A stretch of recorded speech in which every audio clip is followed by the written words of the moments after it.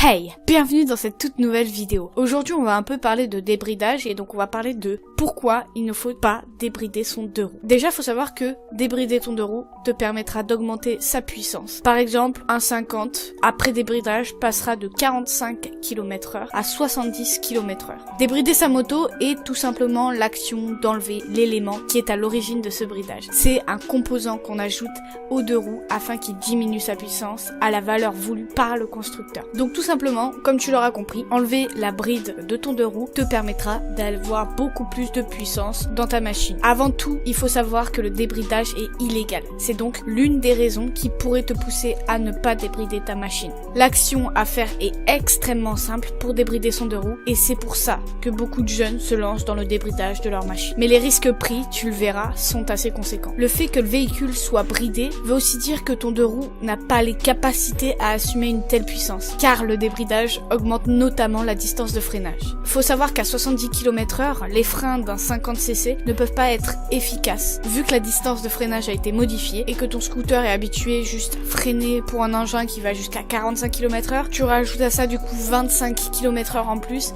et tu vas voir que au niveau du freinage, ça va complètement tout changer. Ni les freins, ni les suspensions, ni le châssis ne sont adaptés à une vitesse dépassant les 45 km/h. Et c'est donc aussi pour ça que le véhicule est bridé. Faut savoir aussi que si on t'arrête avec un deux roues débridé, tu risques au mieux 135 € d'amende pour conduite d'un véhicule non conforme, 68 € pour le bruit excessif et jusqu'à 1500 € en cas de quittage du scooter. Donc les kits, j'en parle dans une autre vidéo, je t'invite à aller la voir.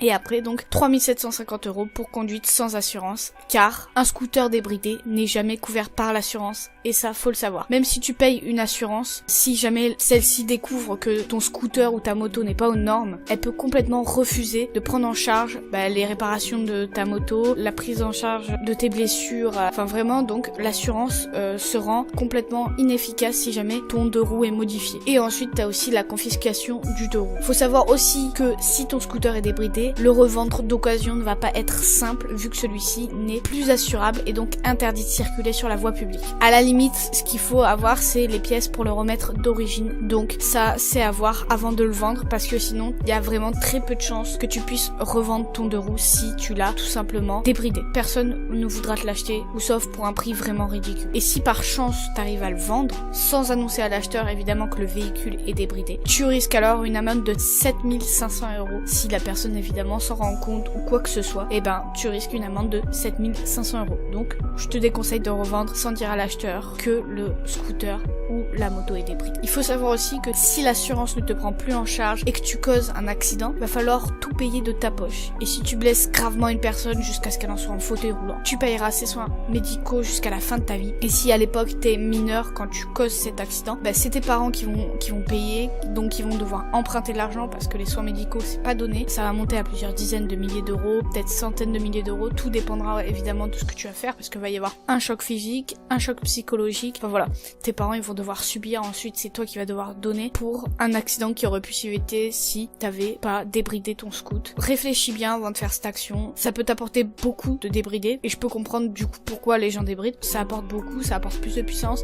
Quand t'es coincé à 45 km/h c'est vraiment l'horreur, t'as l'impression d'aller à 2 à l'heure, mais en même temps fais attention parce que comme tu peux le voir, t'as plein de risques, que ce soit te faire arrêter par la police, que ce soit si un jour tu veux revendre ton deux roues, que ce soit si t'as un accident, je crois que c'est le pire, si t'as un accident et que tu dois en plus payer les frais médicaux de la personne, juste par rapport à tes parents, eux ils ont rien demandé, c'est sûrement pas eux qui t'ont demandé de débrider ton deux roues, donc vraiment juste pour tes parents, ne le fais pas. Après tu fais ce que tu veux, je suis pas là pour te donner des ordres, mais c'est juste un conseil, ne débride pas ton deux roues parce que sinon tu risques d'avoir de gros problèmes. D'ailleurs si t'as eu des histoires avec ça, avec la police, ou que t'as causé un accident, ou t'as été victime d'un accident mais que du coup l'assurance s'est retournée contre toi, n'hésite pas à faire part de ton expérience dans les commentaires, ça nous permettrait un peu de voir toutes les histoires qui a pu se passer autour de ça. Si la vidéo t'a plu, n'hésite pas à liker, commenter, partager et t'abonner. Suis-moi sur Snapchat, je te le mets juste ici. Et quant à moi, je te dis à très bientôt pour une prochaine vidéo.